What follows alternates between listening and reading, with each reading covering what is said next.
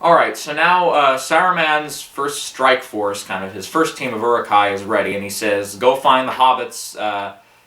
Bring the leader Frodo. Bring him to me, but kill everybody else." And so the Fellowship takes off down this river from Lothlorien, and they end up in the woods, and we get the scene, of course, probably one of the most entertaining scenes in the film, where Boromir goes mad because he wants the ring, and we see this earlier. We see this in a scene I didn't mention before, but I definitely should have, where they're climbing up the Misty Mountains, and Frodo falls, and the ring falls off him, and Boromir picks up the ring, and he kind of, we get the sense of he's being tempted. He's being tempted, and that's kind of like his another one of his weaknesses. There's the scene, now there's three weaknesses here that's been built up. There's the first weakness of curiosity, the second weakness of temptation, and the third weakness of betrayal, which is he's ready at this point now to kill Frodo and take the ring for himself and just leave everybody else in the dust. And so it's kind of interesting that we get this character arc of Boromir set up now. And then, of course, the Fellowship, we already now see that, especially from Frodo's perspective, the Fellowship is crumbling. Gandalf, the strong rock that held everybody together, now that he's gone, it's like that. It's like, what's the point now? There's nothing left for us, except for death and torture and all this if we fail. And Aragorn at one point says, "Where's the ring?" He's trying to make sure that Boromir didn't take it, and Frodo sees it as Aragorn saying, "I want the ring," and it's a scary, scary scene for Frodo, especially where he thinks everybody's against him now, and then Aragorn kind of says, "I would have gone with you to the end, but that's, it's not going to work that way," and he tells him to go as the Uruk-hai approach, and we get here very nice editing with this final scene, by the way. Let's see, what's his name? John Gilbert. John Gilbert is his name, the editor on this film. And especially with this last scene, we get the editing is so well done, and it kind of reflects everything else that's happened in the film, which is we've been waiting for this. We've been waiting for the enemy to step up and finally move in on the Fellowship, and now it's happened. And we get this final battle, and it's great stuff. And then, of course, there's the scene where Merry and Pippin distract the Uruk-hai for Frodo to escape, and they're just about ready to get killed when Boromir steps in and fights off the load of them. And then the leader of the Uruk-hai, of course, with his bow and arrow, and it's still the reason why I don't go hunting these days. Still to this day, the reason I don't go hunting is because that stupid Uruk-hai leader has the bow and arrow, and it's back then, that was, at points when I would watch that movie, I would just have to turn away because I was so afraid that I'd be sleeping in the middle of the night, and then the Uruk-hai leader would be over my bed with the bow and arrow ready to shoot me, just as he does with Boromir. And he gets Boromir 3 times, 3 different arrows strike him. And it's symbolism. It's total symbolism here. And some of you that see the movie just as entertainment never see this. But the 3 arrows represent his 3 failures. They represent his failure of curiosity, his failure of temptation, his failure of betrayal. And they're all there, and they all strike at him and kill him. So yeah, it symbolizes, definitely symbolizes Boromir's failure, his death, his coming death, because of the scenes that happened earlier reflect his character. And now that his character is now being killed because of these, it's definitely symbolism. And I never saw that until I don't know, probably a little while ago when I saw the film last, that I kind of figured that out, and I was just like, that is cool. But yeah, it's definitely something that kind of sneaks under your nose and you don't notice it. So now you might have noticed it. Now you might go back and watch it and say, wow, you're right. But yeah, that's something I definitely bring up. And then, of course, Aragorn steps in before Boromir can get another one to the head, which would have destroyed the symbolism. And the last little breath I've used with that symbolism would have been wasted and not worth anything. And Aragorn, kills him, beheads him, and I think it's one of the few PG-13 films where beheadings can actually happen. Of course, Raiders of the Lost Ark, when Belloq's head exploded, that had to be kind of curtained by this, the rising of the Ark. Otherwise they would have gotten an R rating with a head explosion. But, the same with head decapitations. You can't have much of them in PG-13 movies or else it'll get that R rating.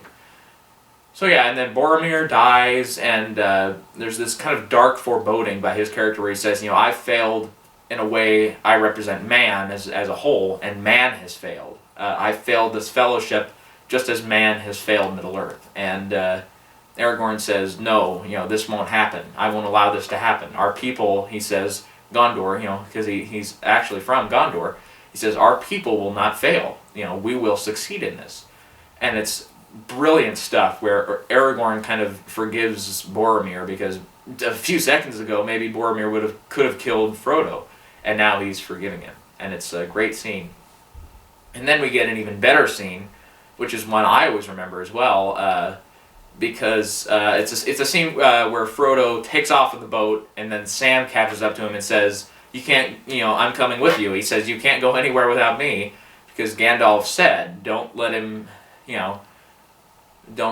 be off on his own. Don't leave him. And it's a great scene because, poor Sam can't swim, and Frodo has to make this decision. Okay, I'm endangering Sam by bringing him with me, but I need to get this done. I need to destroy this ring. What do I do? And it's a brilliant character choice when he decides to save Sam. And it's definitely a scene that in a more blockbuster Hollywood type film would never have been included. Well, it might have anyways, because I if I remember right, it was in the novel.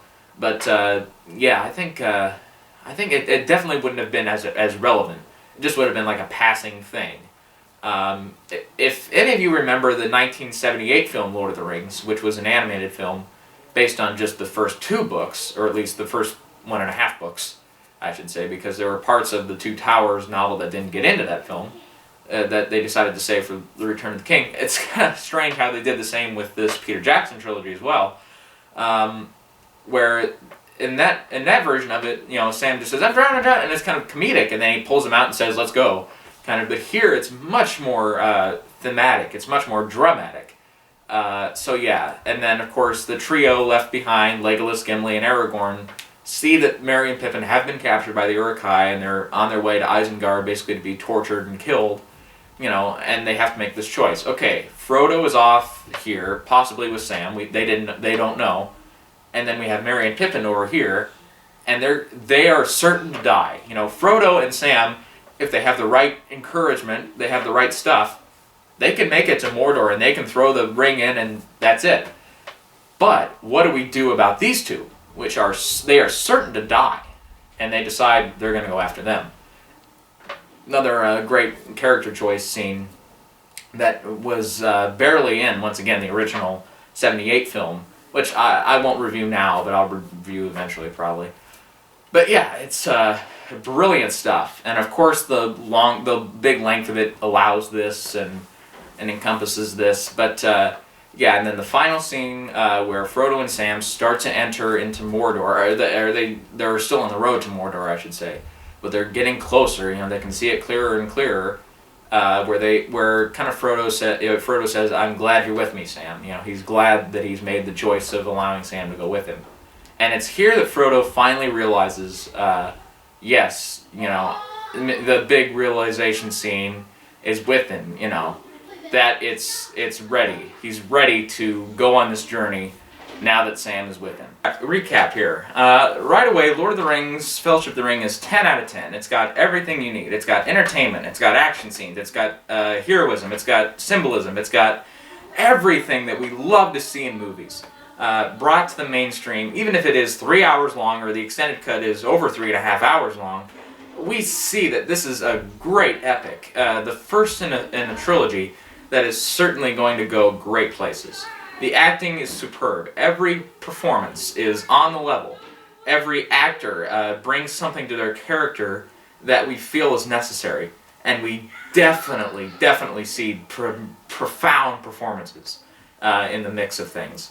And we get great concept art and great production design, tremendous cinematography, Oscar-winning cinematography. The film editing, I can't remember. I think it won an Oscar. The makeup and the visuals won Oscars, and of course the screenplay by Peter Jackson and Fran Welsh and the rest. Everybody that works on the screenplay. I'm leaving out somebody. Philippa. I can't remember her last name for the life of me, but I'll definitely throw it in there on the sequel. I'll definitely write it down so I can remember it. I think it's Philippa Boyens. I might be right on that. But they all work as a team. Also they work together on the King Kong movie. So yeah, it's a tremendous screenplay as well. Peter Jackson's direction brought to this is kind of life-changing in a way, because before this people were saying, who's Peter Jackson? And now they say, wow, Peter Jackson, he's definitely got this potential, because right away in this first film, he's illustrated that he is one of the most profound directors working in our Hollywood industry, and we didn't even know he was on the map, and it's certainly something that's definitely great to have been brought to light. And it's tremendous work throughout. This is definitely a film that if you haven't seen, definitely see it. Definitely get around to it. Whether you see the extended edition or not, the theatrical version is tremendous. And I might argue that maybe the extended edition is too long. Maybe it's too brought out. Maybe it's too an excuse for itself to go on and be longer. But certainly the theatrical version is at a pace where we certainly understand everything. The length of everything being as long as it is, we see why. And it's tremendous, tremendous stuff. Glad to see that Lord of the Rings is such a great story that I would have eventually read even if they hadn't have made the films. Certainly got a treatment, a film treatment that that us as fans, number one, respect, number two, love to see, and number three, always wish would happen to even better, or maybe not even better books, but certainly books that are as well loved. And I'm glad to see that Lord of the Rings, not only box office wise, but critic wise, got similar successes. And it's truly a wondrous film, fantastical film, and it's one for the ages. Definitely one for the ages. Okay, so I'll be watching you guys, watching my videos hopefully, as they pick up popularity here maybe in the next couple days. But the Lord of the Rings 2 Towers review will be coming tomorrow.